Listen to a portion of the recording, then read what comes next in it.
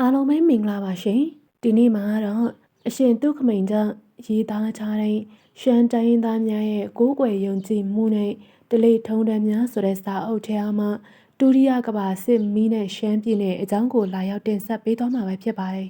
1914ခုနှစ်မှ1918ခုနှစ်တိုင်အောင်ဖြစ်ပွားခဲ့တဲ့ပထမကမ္ဘာစစ်ကြီးမှာနိုင်ငံအတော်များအပြားပါဝင်သည့်စစ်ပွဲပြည်လည်ကြီးဖြစ်တော်လဲကမ္ဘာတဝန်းလုံးရှိနိုင်ငံတိုင်းလူမျိုးတိုင်းကိုထိခိုက်ခြင်းမရှိခဲ့ခြင်း1939ခုနှစ်မှ1945ခုနှစ်တိုင်အောင်ဖြစ်ပွားခဲ့သောဒုတိယကမ္ဘာစစ်ကြီးမှာမူနိုင်ငံတကာကူးစက်ပြန့်နှံ့ခဲ့လေတဲ့ပထမကမ္ဘာစစ်မှာကမ္ဘာအနှံ့အပြားသို့မကူးစက်ပဲဥရောပတိုက်တရိုက်တွင်သာအသေးမဲဆုံးဖြစ်ခဲ့တော်လဲဒုတိယကမ္ဘာစစ်မှာကတောင်အမေရိကတိုက်မှလွှဲ၍တစ်ကမ္ဘာလုံးသို့ကူးစက်ပြန့်နှံ့ခဲ့သည်1939ခုနှစ်ဂျာမနီတို့ကပိုလန်ကိုဝင်ရောက်တိုက်ခိုက်သိမ်းပိုက်ခြင်းအီတလီကအီသီယိုးပီးယားနိုင်ငံကိုဝင်ရောက်တိုက်ခိုက်ခြင်းစပိန်နိုင်ငံ၌ပြည်တွင်းစစ်ဖြစ်ပွားခြင်းဂျပန်ကတရုတ်နိုင်ငံကိုရန်စကျူးကျော်တိုက်ခိုက်ခြင်းစသည်တို့ကြောင့်ဒုတိယကမ္ဘာစစ်ဖြစ်ပွားခဲ့ရသည်ဗိုလ်ချုပ်အောင်ဆန်းဦးဆောင်သောရဲဘော်သုံးကျိပ်တို့သည်ဖော်မိုဆာကျွန်းနှင့်ဟိုင်နန်ကျွန်းတွင်ဂျပန်တို့ထံစစ်ပညာသင်ယူခဲ့တဲ့1941ခုဒီဇင်ဘာလ26ရက်နေ့တွင်ရိုးရာသို့ရောက်လာသောအခါပမလွတ်လပ်ရေးတပ်မတော် PIA ကိုဖွဲ့စည်းခဲ့တဲ့ထိုတပ်မတော်ကြီးတွင်ဝင်ရောက်ကြသူများကရှေးရခင်ကပင်နေချက်မျက်နှာဖြူများကိုစိတ်အနာကြီးနာ၍ရိုးရာနိုင်ငံသို့ဒိမ်းရှောင်သွားကြပြီးလင်အိုးအိမ်ထူထောင်လျက်ရှိကြသောမြန်မာများနောက်မှရောက်လာကြသောမြန်မာတို့ကိုညှိရင်းအကိုတမျှချစ်ခင်လူလားကြသောရိုးရာများရှမ်းရိုးရာများရှမ်းတရုတ်များရှမ်းပမာများအစရှိသည်တို့ဖြစ်ကြတဲ့ PIA တပ်သည်ဂျပန်နှင့်အတူမြန်မာနိုင်ငံထဲသို့ဝင်လာပြီးအင်္ဂလိပ်တို့ကိုတိုက်ထုတ်ရာအင်္ဂလိပ်တို့သည်အိန္ဒိယသို့ဆုတ်ခွာသွားကြရတဲ့18ရက်4လ1942တွင်ဂျပန်တို့သည်လမ်းရှိုးမြို့ကိုသိမ်းပိုက်နိုင်ခဲ့တဲ့ဂျပန်တို့သည်ရှမ်းပြည်ကိုသိမ်းပိုက်နိုင်ခဲ့ပြီးတဲ့နောက်ရိုးရာနှင့်ကတိကဝတ်ပြုထားသည့်အတိုင်း9ရက်9လ1943တွင်ကျိုင်းတုံနယ်ကိုရိုးရာတို့ပိုင်ဆိုင်ခွင့်ပေးခဲ့လေတဲ့တရက်8လ1943မှာဂျပန်တို့အားမြန်မာနိုင်ငံအားအထူးအယောင်လွတ်လပ်ရေးပေးခဲ့တဲ့ဖက်စစ်ဝါဒကိုမနစ်သက်ကြသောကြောင့်ရှမ်းမျိုးဆက်ကောင်းဆောင်နှင့်တိုင်းသူပြည်သားတချို့တို့သည်မဟာမိတ်တပ်နှင့်ဆက်သွယ်ပြီးဖက်စစ်တော်လှန်ရေးကိုတက်ကြွစွာပါဝင်ဆင်နွှဲခဲ့ကြတဲ့ထင်ရှားသောပုဂ္ဂိုလ်များကတော့ဇောက်ထွန်းညင်နောင်မွန်တောက်ဆန်မန်းကျင်းတုံနှင့်ကျောက်အောင်တိန်နီတို့ဖြစ်ကြတဲ့1945ခုဩဂုတ်လမှာဂျပန်တို့ကလက်နက်ခဲ့ကြသဖြင့်ဒုတိယကမ္ဘာစစ်ကြီးပြီးဆုံးသွားခဲ့တဲ့ဒုတိယကမ္ဘာစစ်နောက်ပိုင်းကာလရှမ်းပြည်အခြေအနေကတော့ဒုတိယကမ္ဘာစစ်ကြီးအပြီးမှာမြန်မာနိုင်ငံလွတ်လပ်ရေးအတွက်ကြိုးပမ်းသောအခါရှမ်းမျိုးသားတို့အားလည်းမြန်မာပြည်ဖွားအခြားတိုင်းရင်းသားများနေတူသွေးစည်းညီညွတ်စွာဖြင့်ပူးပေါင်းဆောင်ရွက်ခဲ့ကြတဲ့1940ခုနှစ်ဖေဖော်ဝါရီလ9ရက်နေ့မှာပရိသရိကောင်စီကိုဖျက်ဆီးပြီးလူထုကိုယ်စားလှယ်များပါဝင်သောရှမ်းပြည်နယ်ကောင်စီအဖြစ်သို့ကူးပြောင်းသောကာလသတ်မှတ်နိုင်ခဲ့သောနေထိုးနင်းမြတ်ကြီးကိုရှမ်းမျိုးသားနေလို့ခေါ်တွင်ခဲ့ကြတယ်လွတ်လပ်သောပြည်ထောင်စုမြန်မာနိုင်ငံတော်ပေါ်ပေါက်စေရန်စတင်ပနက်ချသောနေရာသည်ရှမ်းပြည်နယ်တောင်ပိုင်းပင်လုံမြို့ကလေးပင်ဖြစ်တဲ့ပြည်မခေါင်းဆောင်များနှင့်တောင်တန်းဒေသခေါင်းဆောင်များသည်တိုင်းရင်းသားသွေးစည်းညီညွတ်ရေးအတွက်ညီလာခံကျင်းပပြီးလျှင်လွတ်လပ်သောပြည်ထောင်စုမြန်မာနိုင်ငံတော်ကြီးထူထောင်ရန်သဘောတူကြောင်း1940ခုနှစ်ဖေဖော်ဝါရီလ12ရက်နေ့၌လက်မှတ်ရေးထိုးခဲ့ကြရာပြည်ထောင်စုစိတ်ဓာတ်ပေါ်ပေါက်လာခဲ့တဲ့ထိုနေ့ထူးနေ့မြတ်ကိုပြည်ထောင်စုနေ့အဖြစ်သတ်မှတ်ခဲ့ကြလေတဲ့လွတ်လပ်ရေးရအံ့စစ်သေးမှာမတမာသူတို့ရဲ့လက်ချက်ဖြင့်ဗိုလ်ချုပ်အောင်ဆန်းအမှုပြုသောအမျိုးသားခေါင်းဆောင်ကြီးများကြဆုံးရ၌ရှမ်းအမျိုးသားမိုင်းမော်စော်ဝါကြီးတောက်ဆမ်ကျွန်းလဲပါဝင်ခဲ့လေတဲ့1948ခုနှစ်ဇန်နဝါရီလ4ရက်နေ့တွင် မြန်မာနိုင်ငံသည်လွတ်လပ်သောအချက်အချာအာဏာပိုင်သမ္မတနိုင်ငံတော်ဖြစ်လာသောအခါညောင်ရွှေစော်ဘွားကြီးတောက်ရွှေတိုက်အားပြည်ထောင်စုမြန်မာနိုင်ငံ၏အထွတ်အထိပ်ပထမဆုံးသမ္မတအဖြစ်တင်မြှောက်ခဲ့ကြလေတဲ့မြန်မာနိုင်ငံလွတ်လပ်ပြီးတဲ့နောက်အုပ်ချုပ်ပုံစံစနစ်ပြောင်းလဲခဲ့ရာရှမ်းနယ်များအုပ်ချုပ်ရေးလဲပုံစံပြောင်းခဲ့တယ်ပရိသရရှမ်းပြည်နယ်ဟုမခေါ်တွင်တော့ပဲရှမ်းနယ်များတွင်ဝနယ်များကိုပါပူးပေါင်းထည့်သွင်းကရှမ်းပြည်နယ်ဟုခေါ်တွင်စေပြီးလင်ပြည်ထောင်စု၏ပြည်နယ်တစ်ခုအဖြစ်အခြေခံဥပဒေအပိုက်9အရာသတ်မှတ်ပေးလိုက်လေတဲ့ပြည်ထောင်စု၏ပြည်နယ်တစ်ခုဖြစ်လာပြီးသည့်နောက်တွင်ရှမ်းပြည်နယ်အုပ်ချုပ်ရေးအတွက်ရှမ်းပြည်နယ်ကောင်စီဟူ၍ဖွဲ့စည်းကအုပ်ချုပ်ရေးအသွင်ပြောင်းလိုက်တဲ့ထိုကောင်စီကပြည်နယ်၏ပါလီမန်ကလေးဖြစ်တဲ့ရင်းတွင်ရှမ်းပြည်နယ်ကိုကိုစားပြုသောလူမျိုးစုလွှတ်တော်အမတ်25ဦးနှင့်ရှမ်းပြည်နယ်၏လူဦးရေအလိုက်ပြည်သူ့လွှတ်တော်သို့ပြောင်းကောက်တင်မြှောက်ခံရသောအမတ်52ဦးပါဝင်တဲ့ကောင်စီ၏ဥက္ကဋ္ဌကိုပြည်ထောင်စုဝန်ကြီးချုပ်ကပြည်နယ်ကောင်စီနှင့်တိုင်ပင်ခန့်အပ်လေတဲ့ပြည်နယ်ဥက္ကဋ္ဌကပြည်ထောင်စုအစိုးရအဖွဲ့တွင်ရှမ်းပြည်နယ်ဆိုင်ရာဝန်ကြီးဖြစ်လေတဲ့ပြည်နယ်ကောင်စီအားပြည်နယ်ဆိုင်ရာဥပဒေများကိုပြုစုပြီးပြည်နယ်ဆိုင်ရာအုပ်ချုပ်ရေးလုံခြုံရေးပညာရေးကျန်းမာရေးတရားစီရင်ရေးဒေသနာအုပ်ချုပ်ရေးစသည်တို့ကိုဆောင်ရွက်လေတဲ့နိုင်ငံခြားနှင့်ဆက်သွယ်ရေးလမ်းပန်းဆက်သွယ်ရေးစသည်တို့ကိုမူပြည်ထောင်စုအစိုးရဆောင်ရွက်လေတဲ့ပြည်ထောင်စုအခြေခံဥပဒေရေးဆွဲစဉ်ကရှမ်းစော်ဘွားများရဲ့ပရိသရအာဏာအခွင့်အရေးနဲ့အုပ်ချုပ်ရေးနဲ့အပိုင်းအခြားတို့ကိုဗြိတိရှလက်ထက်ကအကြိုင်ထားခဲ့လေတဲ့လူမျိုးစုလွတ်တော်တို့တင်မြှောက်သောရှမ်းပြည်အမတ်များကိုစော်ဘွားချင်းချင်းရွေးကောက်တင်မြှောက်ခွင့်ပြုလေတဲ့ဒါကြောင့်ရှမ်းပြည်နယ်အုပ်ချုပ်ရေးကနေရှင်စော်ဘွားများသာလျှင်လွမ်းမိုးကြီးစိုးရာဖြစ်လေတဲ့လွတ်လပ်ရေးမရမီရလည်းစော်ဘွားကြီးများကခေါင်းဆောင်၍စော်ဘွားအသေးဟူ၍တီထောင်ပြီးလျှင်မြို့စားများငွေကွန်မိုးများကိုပါစော်ဘွားအဆင့်အတန်းသို့တိမ်သွင်းခြင်းအလုံးက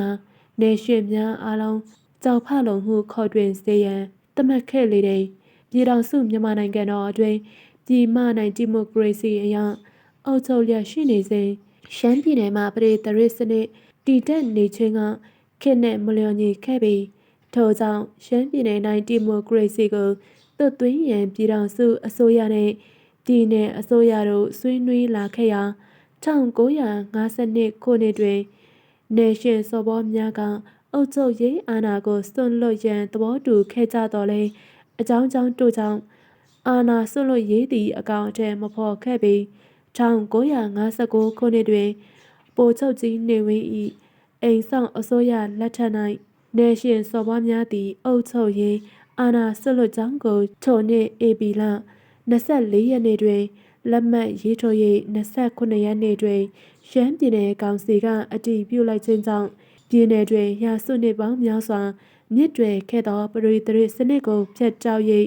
ပြည်သူ့အုပ်ချုပ်ရေးပနက်ကိုစိုက်ထူခဲ့ကြလေတဲ့ရင်းသောစော်ဘွားများအာဏာစွန့်လွတ်ပြီးတဲ့နောက်အောက်ပါအတိုင်းခရိုင်ခွဲမြို့နယ်များဟူ၍ပိုင်းခြားပေးလေမြို့မှာကဲ့သို့အုပ်ချုပ်ရေးစနစ်များထွင်လိုက်လေတဲ့ရှမ်းပြည်နယ်မြောက်ပိုင်းမှာအောက်ပါတိုင်းပါဝင်တဲ့လာရှိုးခရိုင်မြောက်သိန်းနီနယ်ရုံးဆိုင်လာရှိုးမြို့တောင်သိန်းနီနယ်ကြောက်မဲခရိုင်တီဘောနယ်ရုံးဆိုင်ကြောက်မဲမြို့တောင်ပိုင်းနယ်မုံးမိတ်နယ်3ရှမ်းပြည်အရှေ့မြောက်ကိုကန့်နယ်မိုင်းလွန်းနယ်ဝနယ်များလာရှိုးခရိုင်နှင့်ကြောက်မဲခရိုင်ကိုပေါင်းစပ်၍ရှမ်းပြည်မြောက်ပိုင်းတိုင်းဟူ၍သတ်မှတ်ကအထူးတိုင်းမင်းကြီးတဦးကဆိုင်ရာခရိုင်ဝန်နယ်ပိုင်စသောအုပ်ချုပ်ရေးအရာရှိများဖြင့်ကြက်မဲ့အုပ်ချုပ်လေတဲ့လာရှိုးမြို့ကအထူးတိုင်းမင်းကြီး၏ရုံးဆိုင်မြို့ဖြစ်လေတဲ့ရှမ်းပြည်တောင်ပိုင်း၏ခရိုင်နှင့်မြို့နယ်များမှာအောက်ပါအတိုင်းဖြစ်တဲ့တောင်ကြီးခရိုင်ရုံးဆိုင်တောင်ကြီးမြို့တောင်ကြီးခရိုင်မှာပါတဲ့နယ်တွေကတော့ညောင်ရွှေနယ်ရက်စောက်နယ်မိုင်းပေါ်နယ်စကားနယ်နန်းခုတ်နယ်နောင်မွန်နယ်လွယ်လုံးနယ်တထုံနယ်စီဆိုင်ပန်းရင်နယ်စကွဲနယ်ဟိုပုံးနယ်တာမိုင်ခမ်းနယ်ပွေးလာနယ်ပေါ်နယ်ရွာငံနယ် ပင်တရားနယ်ပင်မီနယ်ကျုံနယ်တောင်ကြီးခရိုင်ထဲမှာရှိတဲ့နယ်တွေကတော့18နယ်နဲ့လွိုင်လန်ခရိုင်ရုံးဆိုင်လွိုင်လန်မြို့မိုင်းနဲနယ်မိုင်းပန်နယ်မောက်မဲနယ်မိုင်းကိုင်နယ်မိုင်းနောင်နယ်မိုင်းရှူးနယ်ကျေးစီမန်ဆယ်နယ်လဲချားနယ်ရေဦးနယ်လွိုင်လန်ခရိုင်မှာရှိတဲ့နယ်တွေကတော့9နယ်3ရှမ်းပြည်အရှေ့ပိုင်းခရိုင်ကျိုင်းတုံနယ်ဟူ၍ဖြစ်သည်1960ပြည့်နှစ်ဇန်နဝါရီလ2ရက်နေ့တွင်ဝနယ်ကိုနယ်ခြားဒေသအုပ်ချုပ်ရေးအဖြစ်ထားရှိပြီးပြည်ထောင်စုအစိုးရကတိုက်ရိုက်အုပ်ချုပ်ခဲ့တဲ့1963ခုနှစ်ဇန်နဝါရီလ1ရက်နေ့တွင်ရှမ်းပြည်နယ်အရှေ့ပိုင်းခရိုင်ကျိုင်းတုံနယ်ကိုလည်းနယ်ခြားဒေသခရိုင်အုပ်ချုပ်ရေးကဲ့သို့လွှဲအပ်ပြီးလျှင်ကျိုင်းတုံခရိုင်နှင့်တာချီလိတ်နယ်ဟူ၍ပိုင်းခြားလိုက်လေတယ်။တောင်ကြီးခရိုင်နှင့်လွိုင်လင်ခရိုင်တို့ကိုပေါင်းစည်း၍ရှမ်းပြည်နယ်ဟုသတ်မှတ်ကာဂျိုင်းမင်းကြီးတဦးကဆိုင်ရာလက်အောက်ခံအရာရှိများနှင့်ကြက်မှတ်အုပ်ချုပ်တဲ့ဂျိုင်းမင်းကြီးရဲ့ရုံးဆိုင်မြို့သည်တောင်ကြီးမြို့ဖြစ်ပြီးတောင်ကြီးမြို့သည်ရှမ်းပြည်နယ်တစ်ခုလုံး၏မြို့တော်လည်းဖြစ်လေတယ်။1962ခုနှစ်နောက်ပိုင်းမှစ၍ရှမ်းစော်ဘွားအများစုနှင့်ကယားခေါင်းဆောင်များသည်ပြည်မကိုလည်းပြည်နယ်တစ်ခုအဖြစ်ထားရှိပြီးပြည်ထောင်စု၏ပြည်နယ်အလုံးအားတန်းတူအုပ်ချုပ်ပေးရန်ဟူသော Federation မူကိုတောင်းဆိုကြလာတယ်။ထိုမူကိုပြည်ထောင်စုအစိုးရလက်မခံပါကရှမ်းပြည်နယ်သည်ပြည်ထောင်စုအတွင်းမှခွဲထွက်ရန်ချင်းချောက်အရေးဆိုလာကြပြီးလျှင်ရှမ်းပြည်နယ်အတွင်းထကြွပုန်ကန်မှုစုပူလှုပ်ရှားမှုများကိုလည်းလုံးစွာအားပေးကြလာတယ်။ထို့သောပြည်ထောင်စုကြီးရိမ့်ရိုင်ပြိုကွဲမိအခြေအနေဆိုးကိုထိမ့်သိမ်းကြရန်ဗိုလ်ချုပ်ကြီးနေဝင်းခေါင်းဆောင်သောတော်လှန်ရေးကောင်စီသည်1962ခုနှစ်မတ်လ2ရက်နေ့တွင်ပြည်ထောင်စုအုပ်ချုပ်ရေးအာဏာကိုသိမ်းပိုက်လိုက်တယ်။တော်လှန်ရေးကောင်စီအစိုးရသည်သမ္မတကြီးနှင့်တကွဝန်ကြီးချုပ်အမှုပြုသောပြည်ထောင်စုအစိုးရအဖွဲ့ဝင်ဝန်ကြီးအများစုအားထိန်းသိမ်းလိုက်သည့်နည်းတူ Federation ကိုထောက်ခံသောရှမ်းစော်ဘွား30ကျော်တို့ကိုလည်းထိန်းသိမ်းလိုက်တယ်။ရှမ်းပြည်နယ်ကောင်စီကိုမတ်လ3ရက်နေ့တွင်ဖျက်သိမ်းပြီးလျှင်ဦးစီးအဖွဲ့ဝင်9ဦးပါဝင်သောရှမ်းပြည်နယ်ဦးစီးအဖွဲ့ကိုဖွဲ့စည်းလိုက်လေတယ်။ထိုအဖွဲ့အစည်းကရှမ်းပြည်နယ်ကောင်စီနည်းတူရှမ်းပြည်နယ်၏အုပ်ချုပ်ရေးအဝဝကိုဆောင်ရွက်ရ၍ထိုအဖွဲ့အစည်း၏ဥက္ကဋ္ဌအားပြည်နယ်ဥက္ကဋ္ဌ၏အာဏာများကိုအနှင်းလိုက်လေတယ်။ရှမ်းပြည်နယ်ဟူသည်မှာဗြိတိရှအစိုးရလက်ထက်ကပရိသရေရှမ်းပြည်နယ်စုဟုခေါ်တွင်ခဲ့သောနယ်များအားလွတ်လပ်သောပြည်ထောင်စုမြန်မာနိုင်ငံဟူ၍ပေါက်ဖွားလာသောအခါပြည်ထောင်စုအခြေခံဥပဒေပုံမှန်9အရအဆိုပါနယ်များတွင်ဝနယ်များကိုပူးပေါင်း၍ရှမ်းပြည်နယ်ဟုသတ်မှတ်ပိုင်းခြားခဲ့သောနယ်များကိုခေါ်ဝေါ်သမုတ်ခြင်းဖြစ်ပေတယ်။ရှမ်းပြည်နယ်ကပြည်ထောင်စုမြန်မာနိုင်ငံ၏4ပုံ1ပုံခန့်ရှိပြီးအကြီးမားဆုံးပြည်နယ်ဖြစ်တယ်။ပြည်မ၏အရှေ့ဘက်၌ရှိသောထိုပြည်နယ်သည်အကြမ်းဖျင်းအားဖြင့်ဒေသခံရှိလျံအနောက်ဘက်ရှိပြည်မ၏လွင်ပြင်ဒေသများကိုပြည်စကန်၏အခြေပြုထားကာအရှေ့ဘက်ရှိမဲခေါင်မြစ်လောနိုင်ငံပေါ်တွင်ပြည်စကန်၏ထိပ်ပြားကျရောက်လေတယ်။ရှမ်းပြည်နယ်ကိုမြောက်ဘက်တွင်ကချင်ပြည်နယ်အရှေ့မြောက်ဘက်တွင်တရုတ်ပြည်သူ့သမ္မတနိုင်ငံဖြစ်တဲ့ယူနန်ပြည်နယ်အရှေ့ဘက်တွင်လာအိုနိုင်ငံမှာရှိတဲ့ယူနန်နဲ့လောအရှေ့ဘက်တွင်ယိုးဒယားနိုင်ငံတောင်ဘက်တွင်ကယားပြည်နယ်အနောက်ဘက်တွင်မန္တလေးတိုင်းအနောက်မြောက်တွင်စကိုင်းတိုင်းတို့ဖြင့်ဝန်းရံလျက်ရှိတဲ့ထိုပြည်နယ်သည်မြောက်လက်တီတို့19ဒီဂရီ20မိနစ်နှင့်24ဒီဂရီ9မိနစ်အရှေ့လောင်တီတို့96ဒီဂရီ73မိနစ်နှင့်101ဒီဂရီ9မိနစ်တို့၏အကြားတွင်တည်ရှိလေတဲ့စတုရန်မိုင်ပေါင်း62,500ရှိတဲ့ရှမ်းပြည်နယ်သည်ရေတံခွန်စိန်စန်းတောစကန်တောင်စကန်တို့ဖြင့်တာတောင်တာယာရှိပေတဲ့အေယာဝတီမြစ်ရိုးတစ်ခုစီမှအရှေ့ဘက်သို့လမ်းမျောကြည့်လိုက်လျှင်ရှမ်းရိုးမတောင်ဟုအများခေါ်ဆိုကြသောတောင်စင်တောင်တန်းများကိုတောင်ခိုးတောင်ဝိတ်တဝဝေဖြင့်တွေ့မြင်ကြရပေလိမ့်မည်ရှမ်းရိုးမကြောင်ဟုခေါ်ဆိုကြတော်လဲစင်စစ်ရှမ်းပြည်နယ်တစ်ခုလုံးသည်ကုန်းပင်မြင့်ဖြစ်ပေသည် ရှမ်းကုန်းပင်မြင့်သည်ပြင်းမြတ်ခြင်းအဖြစ်ပင်လယ်ရေမျက်နှာပြင်မှပေ3000 4000ကျော်အထိမြင့်မားပြီးလင်နေရာဒေသများစွာတွင်၌မြေမျက်နှာပြင်သည်လိုင်းဤထုံးနေပြီးတကယ်သို့နေတုံမြင့်တုံဖြစ်နေတဲ့အရှိတ်ဘက်ပိုင်းကုန်းမြေမြင့်သည်အနောက်ဘက်ပိုင်းချက်ပိုမြင့်နေတဲ့အမြင့်ဆုံးအပိုင်းကတော့လာရှိုးဤအနောက်တောင်ပိုင်းဖြစ်တဲ့ကုန်းမြေမြင့်မျက်နှာပြင်သည်တိန်နီနယ်ဤအလဲပိုင်းခန့်မှစ၍မန်းလေးခရိုင်အထက်နားရှိတောင်ကုန်းဒေသတို့တိုင်အောင်ကျယ်ပြန့်နေတော်လဲမိုးနှင်းနယ်နှင့်မောင်မိုင်နယ်ဆက်သို့အရောက်တွင်မူကျင်းမြောင်းသွားလေတဲ့တောင်ရိုးတောင်တန်းတို့သည်ရှမ်းပြည်နယ်မြောက်ပိုင်းအချို့ဒေသများတွင်အရှိနှင့်အနောက်တန်းလျက်ရှိသည်မှလွဲ၍နေတစ်ခုလုံး၌များသောအားဖြင့်တောင်နှင့်မြောက်တန်းလျက်ရှိကြသည်တောင်ထိပ်များတော့ပေ6000မှ8000ကျော်အထိမြင့်ကြပြီးတော့အမြင့်ဆုံးတောင်ထိပ်ကတောင်သိန်းနီနဲ့အတွင်းမှာရှိတဲ့ပေပေါင်း8989မြင့်တဲ့လွယ်လန်တောင်ထွတ်ဖြစ်တယ်။အခြားမြင့်သောတောင်ထွတ်များတော့မြောက်သိန်းနီအတွင်းမှာရှိတဲ့လျန်ရှန်ကျိုင်းတုံနဲ့အရှိတောင်ပိုင်းရှိလွယ်ပင်နောင်မိုင်းကိန်နဲ့အတွင်းရှိလွယ်ဆနဲ့လွယ်လျံစသည်တို့ဖြစ်ကြပြီးပေ8000ကျော်မြင့်ကြပေတယ်။ပင်တရနယ်အတွင်းမှာအရှိမြင်အနောက်မြင်တောင်ထွတ်သည်9688ပေမြင့်နေ။ဒါပြင်နမ်တန်ဖတ်ချောင်းဝန်းနဲ့နမ်ဘွန်ချောင်းဝန်းကိုခြားလျက်ရှိသောလွယ်မောနဲ့လွယ်မောင်ဟုခေါ်တဲ့ပေ9000မှ6000ကျော်ရှိတဲ့တောင်မြင့်ကြီးများလည်းရှိပေသေးတယ်။ရှမ်းပြည်နယ်ရဲ့မြစ်ချောင်းတို့သည်တောင်ကုန်းတောင်တန်းများကိုကျော်ဖြတ်စစ်ဆေးရသဖြင့်မြစ်ကမ်းပါးတို့သည်များသောအားဖြင့်ကျင်းမြောင်းမှတ်ဆောက်ကြလေတဲ့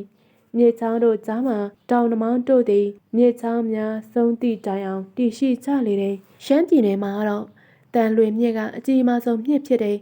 ထိုမြစ်ကိုရှမ်းဘာသာဖြင့်နမ်ခုံးဟုခေါ်တဲ့ရင်းသည်ရှမ်းပြည်နယ်တစ်ခုလုံးကိုမြောက်မှတောင်သို့ပြတ်တန်းစေစင်းရာအကျန်းပြင်းအားဖြင့်ပြည်နယ်ကိုအရှိနှင့်အနောက်ပိုင်းခြားထားတကယ်သို့ရှိလေတဲ့မြစ်ရိုးတစ်လျှောက်အေယာဝတီမြစ်ကဲ့သို့မြေပြင်ပြန့်ပြူးခြင်းမရှိဘဲနှက်ဆိုင်မှတ်ဆောက်သောကံပါဆောက်ကြီးများကိုဖြစ်ပေါ်စေလျက်အရှိန်ပြင်းစွာဖြင့်စီးဆင်းလေတဲ့ရှမ်းပြည်နယ်အတွင်းတန်လွင်မြစ်ထဲသို့စီးဝင်သွားသောအမြင့်လက်တက်များမှာလက်ဝဲကမ်းဖက်မှစီးဝင်သောနမ်တင်းနမ်မနမ်စင်စားသည်တို့ဖြစ်၍လက်ရဘက်ကမ်းမှစီးဝင်သောနမ်ပန်ငင်းနမ်တန်စားသည်တို့ဖြစ်ကြလေတဲ့ရှမ်းပြည်နယ်၏အခြားမြစ်ကြီးတစ်မြစ်မှာမဲခေါင်မြစ်ဖြစ်လေတဲ့သို့သောရှမ်းနယ်နိမိတ်နှင့်လောနိုင်ငံနယ်နိမိတ်ကိုပိုင်းခြားသတ်မှတ်ထားသည့်မိုင်ပေါင်း120ခန့်များသောထိုမြစ်များမှာရှမ်းပြည်နယ်နှင့်သက်ဆိုင်လေတဲ့နတ်မတူမြင့်ငယ်တုတ်ထဝတီဟူသောသုံးမြေရနတ်မတူမြစ်သည်ရှမ်းပြည်နယ်၏ထင်ရှားသောမြစ်တစ်သွယ်ဖြစ်တဲ့ပြည်နယ်အတွင်းတစိတ်တဒေသများသာဖြတ်တန်းသွားတော်လဲမဖော်ပြဘဲမနေအပ်သောမြစ်တစ်သွယ်များနတ်မောင်းဟုခေါ်သောရွှေလီမြစ်ပဲဖြစ်တယ်ထိုမြစ်၏မြစ်ဖြားလက်ရဘက်ကမ်းရှိမိုင်းမောဒေသမှစ၍ရှမ်းပြည်ထောင်အများပေါ်ပေါက်ခဲ့သည်ဟုဆိုကြတယ်ဖော်ပြခဲ့သောမြစ်များအပြင်ရှမ်းပြည်နယ်အလဲပိုင်းမြေလက်ဒေသ၌မြစ်ဖြားခံပြီးလျှင်ရက်ဆောက်နယ်ပေါ်နယ်တို့ကိုပြက်ကျော်ကပြည်မှရှိကြောက်စဲခရိုင်မှတဆင့်အေယာဝတီမြစ်အတွင်းသို့စီးဝင်သောစော်ကျင်မြစ်ဟော်ပုံးနယ်တွင်မြစ်ဖြားခံသောနမ်တစ်ဖက်ချောင်းမြေလက်ဒေသတဝိုက်စီးစင်းကအင်းလေးထဲသို့အနောက်ဘက်မှစီးဝင်၍တောင်ဘက်သို့တပံပြန်ထွက်လာပြီးလျှင်ကယားပြည်နယ်အတွင်းသို့စီးဝင်သောနမ်ဘလူးချောင်းလိန်ချားနယ်တောင်ကုန်းများ၌မြစ်ဖြားခံပြီးလျှင်တောင်ဘက်ကယားပြည်နယ်အတွင်းသို့စီးဝင်ပြီးနောက်တန်လွင်မြစ်သို့စီးဝင်သည့်နမ်ပွန်ချောင်းစားသည်တို့လည်းရှိနေပေသေးတယ်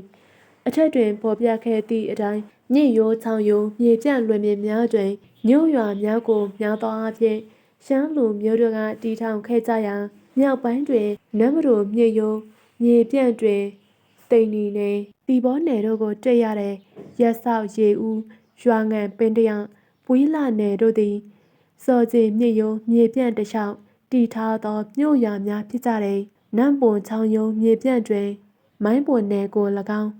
နမ်တစ်ဖက်ချောင်းရိုးမြေပြန့်တွင်ဟိုပုံးပန်းရင်စီဆိုင်တထုံနယ်တို့ကို၎င်းတွေ့ကြလေတဲ့မြေချောင်းများတွင်တောင်စင်တောင်တန်းများကိုဖြတ်ကျော်စီးဆင်းကြသဖြင့်ရှမ်းပြည်နယ်တွင် ရေတခွန်စိတ်ဆန်းများအနှံ့အပြားရှိတဲ့တီဘောနှင့်လာရှိုးအကြောင်းရှိမြစ်ချောင်းများတောင်စင်တောင်တန်းတွေကိုကြော်ပြတ်ဆေးဆင်းရတာဖြစ်တဲ့အတွက်ရှမ်းပြည်နယ်မှာရေတခွန်စိတ်ဆန်းများအနှံ့အပြားရှိကြလေတဲ့တီဘောနဲ့လာရှိုးအကြောင်းရှိမှန်ဆိုင်ရေတခွင်ကြီးဟာအမြင့်ပေ1500ကျော်နဲ့2000ခန့်ရှိပြီးတောင်ကပန်းအစင်းစင်းကိုစီးဆင်းလာခဲ့ရာကြည်၍မငြင်းဖွယ်ဖြစ်လေတဲ့အဲ့ရေတွင်ကြီးကနေရေအားကိုအသုံးပြု၍ Burma Corporation Limited ရဲ့တတုတွင်းလုပ်ငန်းကိုဆောင်ရွက်လျက်ရှိတဲ့အချောင်းရေတခွန်များကလည်းအများအပြားရှိရာရေအားလျက်စစ်အတွက်အသုံးချနိုင်တဲ့ရှမ်းပြည်နယ်တောင်ပိုင်းတွင်စက်မှုလုပ်ငန်းရေတက်အားပေးရေးနဲ့အလားအလာရှိတဲ့ရေတခွန်တို့မှာမိုင်းပုံမြို့အနီးရှိရေတခွန်3ခုရက်ဆောက်မြို့မှ10မိုင်ခန့်ကွာအင်းတော်သွားလက်ရှိစော်ကြီးရေတခွန်ညောင်ရွှေမြို့အနီးရှိရေတခွန်ငယ်2ခုနဲ့လဲချားနယ်မှနမ်ဒတ်ရေတခွန်တို့ဖြစ်ကြတဲ့ကျိုင်းတောင်းစီရင်စုအတွင်းရှိနမ်တင်းရေတခွန်မှရေအားကိုယူ၍မြန်မာနိုင်ငံ၌အကြီးဆုံးသောရေအားလက်စစ်စက်ရုံကြီးတစ်ခုတည်ဆောက်ထားနိုင်မည်ဟုလည်းခံမှန်းကြလေတဲ့မြေချောင်းများအပြင်အင်းအိုင်များလည်းရှိသေးရာရင်းတို့အနက်ညောင်ရွှေမြို့နယ်ရှိအင်းလေးသည်အကြီးဆုံးအကြော်ကြားဆုံးဖြစ်တဲ့ကြပြင်ဆိုင်ရာမြို့နယ်လူချအတွက်စစ်နေရာသည်မပြတ်သုံးဆွဲရန်ရေရရှိနိုင်သောရေထွက်ကုန်စမ်းရေပေါများလည်းရှိသေးတယ်ဟိုပုံးရေထွက်ပေါ်ဆိုင်ရေထွက်ရက်ဆောက်ရေထွက်ပထူးစမ်းကီယမရေထွက်တောင်ကြီးတို့တွင်လူသိများသောစမ်းရေပေါများပေတဲ့ရှမ်းပြည်နယ်၏အောက်ခံကြောက်မြည်များသည်များသောအားဖြင့်ထုံးကြောက်များဖြစ်လေရာရွာချသောမိုးသည်မြေကြီးထဲသို့စိတ်ဝင်သွားလေတဲ့ထိုစိတ်ဝင်သွားသောရေများသည်အချို့နေရာများတွင်စမ်းရေပေါများဖြစ်ကမြေပြင်သို့ပြန်ထွက်လာကြရာရင်းတို့ကိုရေထွက်များဟုခေါ်ဝေါ်ကြတယ်မြစ်ချောင်းနှင့်လည်းမနီးရေထွက်လည်းမရှိသောဒေသများလည်းရှိသေးရာထိုဒေသများတွင်ရေလျှောက်ပါသဖြင့်မြေတွင်တယံစာရပစ္စည်းများဖြင့်ပေါ်များသည့်တိုင်အောင်စက်မှုလုပ်ငန်းများမဆောင်ရွက်နိုင်ခြင်းစိုက်ပျိုးရေးခက်ခဲခြင်းများရှိလေတဲ့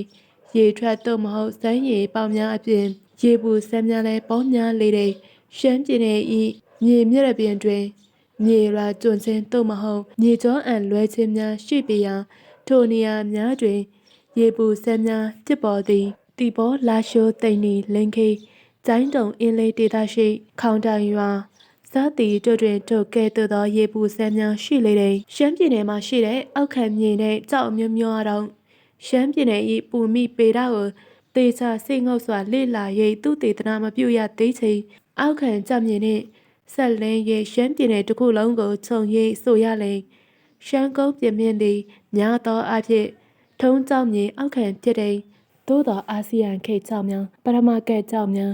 ဒုတိယကဲ့ကြောက်များနှင့်တတိယကဲ့ကြောက်များစသောခေတ်ဆက်ဆက်မှကြောက်များကိုလည်းကြိုကြားတွေ့ရပေတဲ့ပူမိပေတာထုံးကြောက်ခေတ်ကာလကရှမ်းပြည်နယ်သည်မြန်မာပြည်နီးတူပြည်နယ်ရေးတိမ်အောက်တွင်ကြာရောက်နေခဲ့ရာမြစ်ပြားမှတဲများပင်လယ်ပိုးကောင်တိမ်များရေညှိရေမော်ပုတ်များစားသည်တို့သည်တဖြည်းဖြည်းစုပုံလာပြီးလျှင်